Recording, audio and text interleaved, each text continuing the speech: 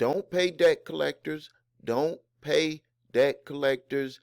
Don't pay debt collectors anything until you watch this video in its entirety.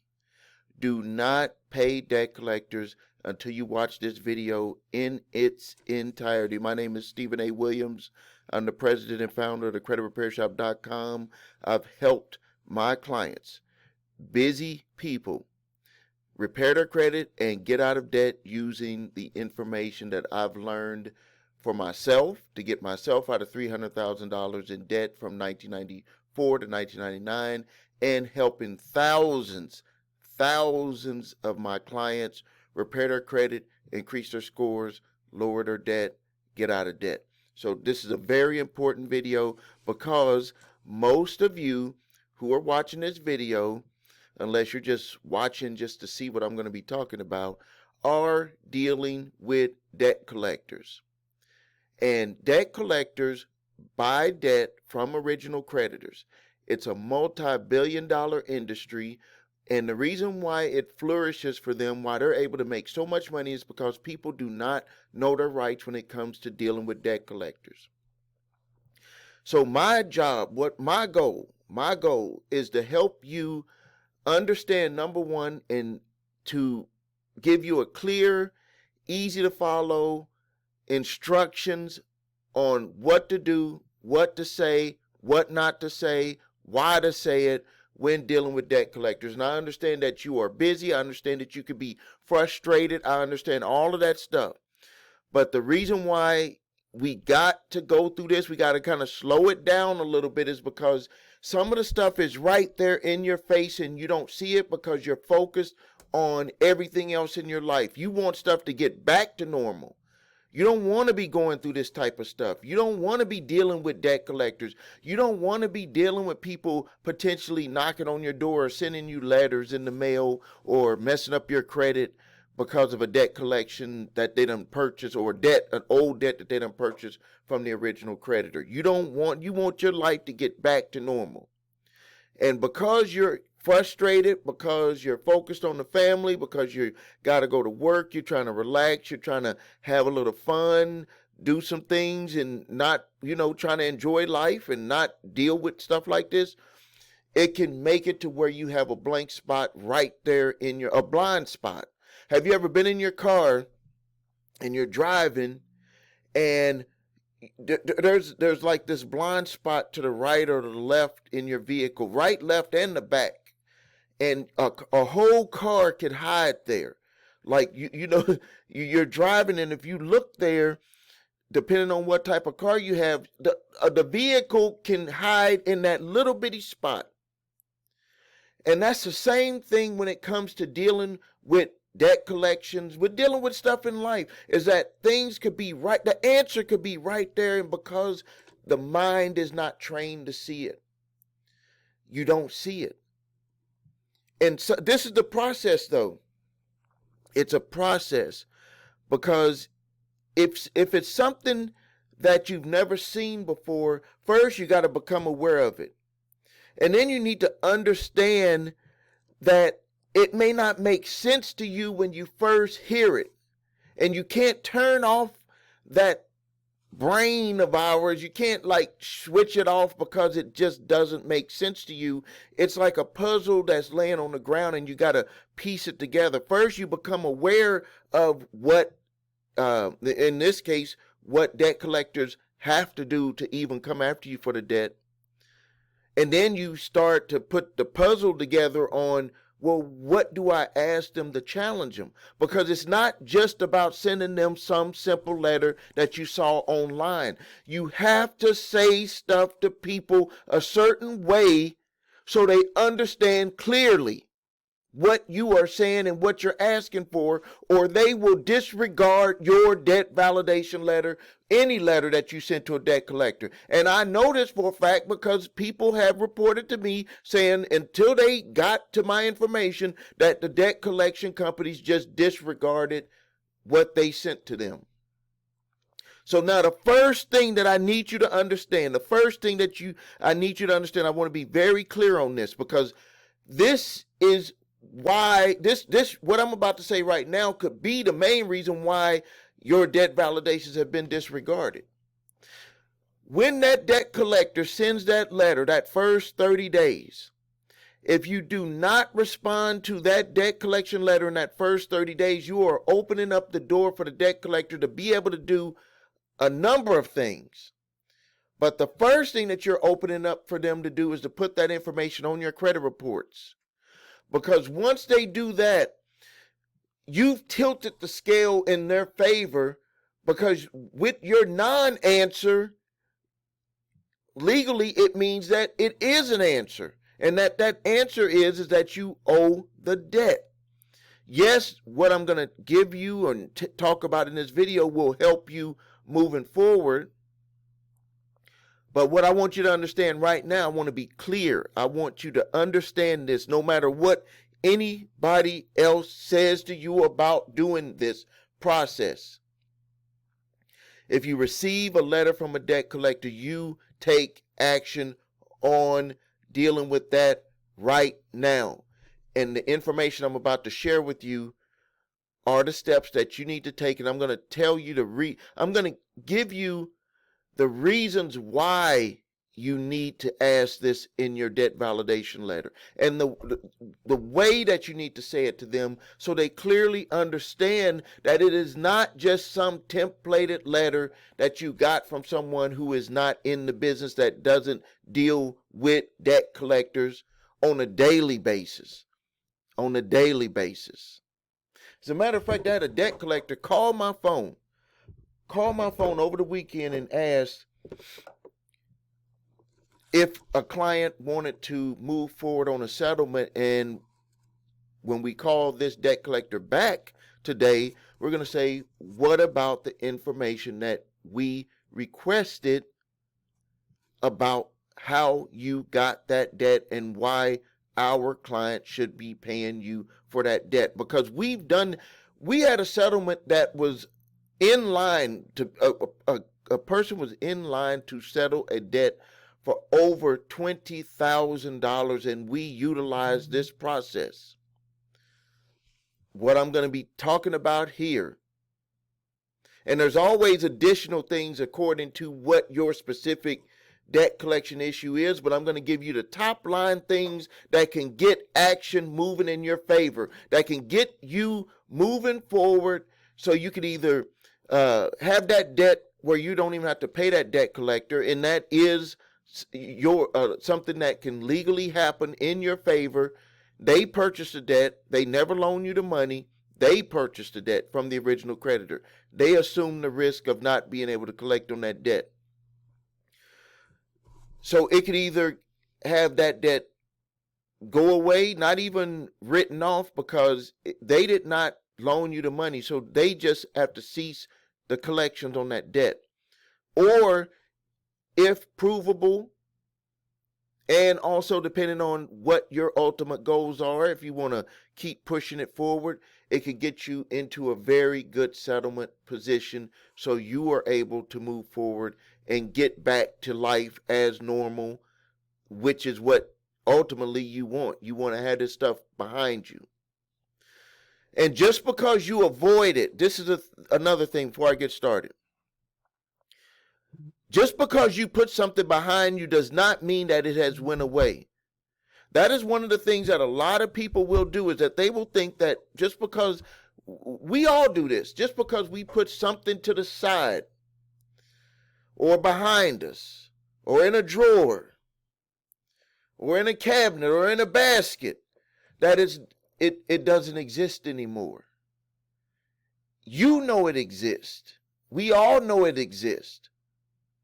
So don't avoid this stuff, because don't avoid it, because tomorrow is going to come regardless, and if you don't deal with stuff today, it's still going to be there tomorrow.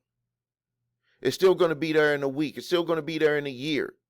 So deal with it right now. Time does not stop because you stop worrying about something because you put it in a drawer somewhere. So if you receive a letter from a debt collector, the first thing you need to do is you need to get your credit reports, grab them, On that letter, it's going to state who the original creditor is. Now, there's other things that you need to watch out for with the letter, but to shorten this video, I'm not going to go into that. You can watch other videos that I've put together about what to watch with the debt collection letter itself, because there's certain rules and regulations that they have to abide by to even send that letter out to you. And the top of mind one is that they can't send it from a third party. They have to send it from themselves because they can't share your information. So now, if you go and get your credit reports and you look for the last payment date on that account, this is actually how this client that I just spoke about earlier did not have to pay a $20,000 debt, but it was being hidden by the debt collection company. Sometimes the information could be removed off of your credit reports. We can get charge-offs removed off a credit report that has been sold to a debt collector because they have actually sold the debt, taken payment for it. Some of the times they will either choose to remove the charge-off or they will just put paid for less. If they remove the charge-off, you would not know the last payment date. So in the back and forth conversations with the debt collection company, they said that the debt was past the time bar period.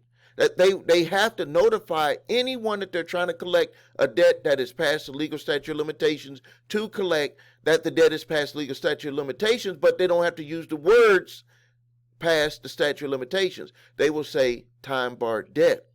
So the first letter that I want to talk about is a cease and desist collection activities due to the statute of limitations. This, you notify them.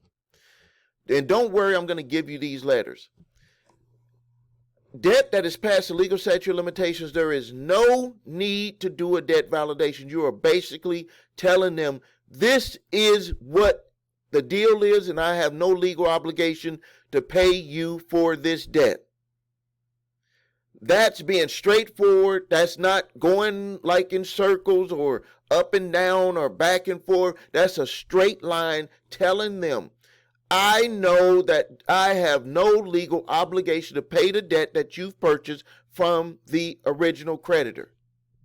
No legal obligation. Cease and desist any activities for collecting on this debt with me because I am not going to pay it. Now, if you feel that you have a moral obligation to pay it, you pay it. You negotiate, pay it, or pay it all. That's up to you. That's up to you. What I'm telling you is what legal obligations you have. What legal obligations you have. And if you do, if they, think about it this way. Some people say, Steve, you're telling people how not to pay their debt. I'm not telling people how not to pay their debt. I'm telling people their rights when it comes to paying debt that a debt collector has purchased. Now, flip it. Let's do the flip side. If you just had to pay the debt that the debt collector purchased, why would they do anything legal to get you to have to pay that debt? Why would they even go through any of those processes? Because there is a legal process even for them to be able to collect on the debt. So don't just have it be one-sided where you use legal remedies to not pay the debt, and then they use legal remedies to get you to pay the debt. It works both ways. So the first thing is you look at the last payment date on that collection from the original creditor. Then go and look at the statute of limitations to pay debt in your state. It is different for all states. Some of them are the same, but most states it's just different. For credit card and open-end accounts, it's usually shorter period of time for the statute of limitations to pay on that debt. For contracts or like auto loan stuff that you just pay on, installment type debt, it is usually longer. You can go to my website, thecreditrepairshop.com. In my blog, go to the bottom, click on the blog, type in statute in the search bar. You'll see the statute of limitations for debt. All the statute of limitations. And in the fourth column, it has the open-end accounts. There is also a statute of limitations for communications type debt, like cell phone bills, cable bills, those types of anything that deals with telecommunications type or utility type debt. 2-year statute of limitations. That means that if it's past 2 years, they cannot come after you for that debt. That's why that debt gets sold very fast to debt collectors. That's why that debt always gets sold to debt collectors. So again, if a debt is past the legal statute of limitations, that means that from that last payment date, even before it charges off, that's when the clock starts to tick for the statute of limitations. If it is past that date, all you have to do is send them a notification that you have no legal obligation to pay that debt at all, according to the laws in your state regarding debt statute of limitations on debt. I give you the letter. I said it kind of a little bit wiggly right there, but according to the laws in your state, you don't have to pay that debt because it's past the legal statute of limitations to collect. See how that sounds? When they get that letter, that person's reading that, they say, they'll say it the same way that you have it in the letter. We can't collect on that debt because it's past the legal statute of limitations to collect on debt in their state. Ball it up, take it off their credit. We're not going to be able to go after them for that debt. Now let's get into the more complicated stuff. The more complicated, for debt that is not past the legal statute of limitations to collect. Now again, I'm assuming that you're getting this debt collection letter.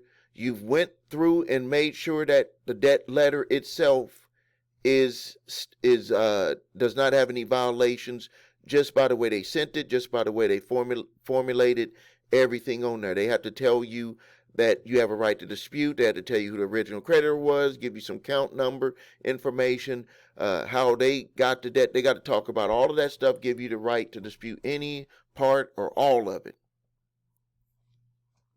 That's required in the debt collection letter, and it cannot be from an unauthorized third party that you did not give permission to have your private information. And that goes into the letter for stopping debt collectors who have purchased your debt. The first letter that I tell people to utilize is a straight up cease and desist collection activities letter, because you do not have any contract with them. This can stop a lot of the smaller debt collection companies, because they are just trying to buy debt all of them buy it in bulk and try to collect on it. But these smaller debt collection companies, they do not want to really go into any litigation. They just want to try to collect as many debts as they can without having to go to court. They just want to put it out there. It's like fishing. Put out a lot of bait, see who's going to bite, and then put out a lot of calls, and let's just see who will bite and collect as much money as possible. That's what they do. The bigger companies, the bigger debt collection companies, they are willing to go all the way because they have investment money and they're willing to gamble on it. That's their business model. So the first thing that we want to attack, or what we want to request from them, is according to the Fair Debt Collection Practices Act 15 U.S.C. 1692E and F, which is your right to do a full verification, validation of debts.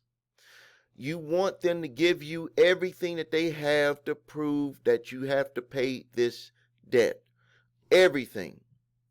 Because according to the Fair Debt Collection Practices Act, when they purchase debt, they're attempting to collect on that debt. If you make that request to get all of the documentation to prove that they can come after you for that debt, how they got that debt, everything that they have in hand, they must give to you so you can know and understand if you have to pay that debt or not pay that debt. But paying that debt and not paying that debt is going to be in the details of the documentation that they give to you. Now, the next thing is you want to see within those documents, and I tell you to ask this specifically, because if you don't ask this specifically, they're going to just send you some top of mind type stuff, which is, this is the contract that you had with the original creditor. This is documentation showing that we purchased it. This is some statements that we had from the original creditor showing that you had some charges on there. And we'll just back off and see what happens. They don't want you to know that you have a right to go further than that. That's what all the other people tell you to do, because they don't do this business as a business. So you want them to give you all of the information to prove legally that they have a right to collect on that debt. And it is not, see, they want you to focus on statements, original contract from the creditor. No, you want everything that they utilize in the process of the paperwork to buy that debt, because there could be some problems right within there. Remember earlier I talked about the answer could be right there. I talked about that blind spot. The answer could be right there and you don't even know it. They'll give it to you. They'll give you all the documents and they don't expect you to see it because it's like a puzzle and you don't know how to put that puzzle together. That's why I'm making you aware of this stuff. When you get documents from them, it doesn't make sense. It makes sense to you that they got these documents, but it doesn't make sense to you on why they had to go through all of that trouble to get all of these different documents. And I'm making you become aware of why they do it. The reason why is because they have to do it, and this is the legal means for them to be able to prove that they can come after you for that debt. They have to get all of those documents. They can't just get a statement and have a bill of sale from the original creditor. They got to have everything. And what we want them to do and want them to know, number one, is that we want more than just that debt validation. We want everything. The next thing is you want to ask them, do they even have a right to do business in your state? Especially since COVID. A lot of debt collection companies have started doing stuff virtually, because that's what opened up the door for them to be able to not have to always have to get an attorney that was licensed in, that was licensed in the state, that they could be licensed in that state to do business. And so you will see that these debt collection companies will try to skirt the laws, and by you making them have to get somebody could also make them bag out of the case, which in this one right here, I got this one right here on my desk from over the weekend. My staff was working over the weekend. Debt collection company, Midland Credit Management, dismissed the case, failure to prosecute. Reason why it was a failure to prosecute was because they did not want to get someone there, or the person that they attempted to get to do the case there was not going to be knowledgeable enough to be able to continue with the case. So these are the things that you can actually get them bagged into a corner with if you do it the right way. So now the next thing that we want to talk about is proof of the alleged debt. Now, you might be saying, well, Steve, I just asked for that in the debt validation. No, we want to go into more detail about what we want to ask for, because with the Fair Debt Collection Practices Act, it is just kind of like a surface type thing. Like, this is surface stuff. And if you don't ask it the right way, they're going to be able to provide all of that surface stuff. What we want to do is we want to look under. We want to look under the table. We want to look under the water. That's where all of the stuff starts to happen. We want them to give you the obviously the contract, but we want to have them give you stuff with your signatures on it. We want to have them prove the balances. We want to have them prove the interest rates. We want to have them prove anything that will show how they got to that alleged amount claimed, that alleged claimed amount that you owe, that they claim you owe. Because that's gonna, if it ends up going to court, that's gonna be like the number one thing that everyone is gonna pay attention to. The judge is gonna pay attention to it. They're gonna pay attention to it. You're gonna pay attention to it. And that's what, that when it comes down to it, that's gonna be one of the rock bottom things that if they get all of the other stuff, your signatures, your the contract, prove the documentation which was transferred to them appropriately, that there was no issues with the bill of sale, no issues with the conformity, none of that stuff, it will come down to how they came up with the claimed amount that they say that you owe. Because no one can just walk up to you, regardless of any documents that they have, and just say that you owe a certain amount without proving how they came to that amount. And part of how they came to that amount is they're going to have to provide some set of organized documentation that's going to show a chain of how that amount came about. Now, something that I want you to pay attention to, but when you get the documents back from them, and this is something that will help you prove your case if you end up going to court, is that they will give you documents, and these documents do not really make sense.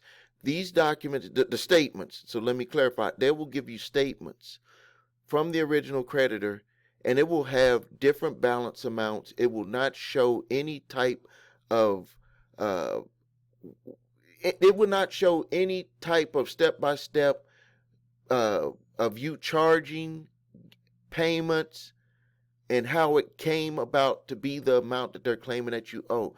The last statement could have a totally different dollar amount than what they're coming after you for in their court lawsuit or in their debt collection letter. And the reason why is because they've just taken a number from the original creditor's portfolio, and they never went and matched that up with the documents that they're trying to assume are correct to try to come after you for that debt. Like, this is the stuff that they do and they get away with all the time. So what I want to make available to you, and I'm telling you this up front, I think that this will be fair. If you have debt collectors coming after you, I give you the 3 letters that I've just talked about. I know there's a lot of information in there, but I'm going to give you these 3 letters. I want you to use these letters to stop debt collectors or to get yourself into a position to do a settlement if you want to be able to move forward, get your life back to normal. I do ask for a donation on those if you feel that it is, if you feel that it's something that you can do. It helps me monetize my time here to make these types of videos for you. This is real deal stuff. Those 3 letters could save you time, money, and frustration, allow you to be able to move forward, allow you to be able to get your life back to normal. So the link is below this video. Grab those letters. Use the one that's appropriate for your situation. If you have to re-rack this video, rewind it, whatever. I always use the old time stuff.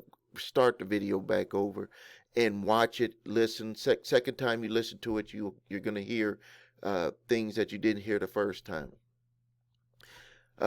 And so use those letters. Use the one that's appropriate for your situation. If you need help with your credit, please visit us at thecreditrepairshop.com. Watch video What Makes Us Different so you can see my 8-point validation process, my 2-phase settlement process. If you need your credit reports and scores, go to the website your3scores.com to grab your TransUnion, Equifax, Experian credit reports and all 3 scores. And again, I'll repeat it again. If you have debt collectors coming after you, grab my 3-pack of letters.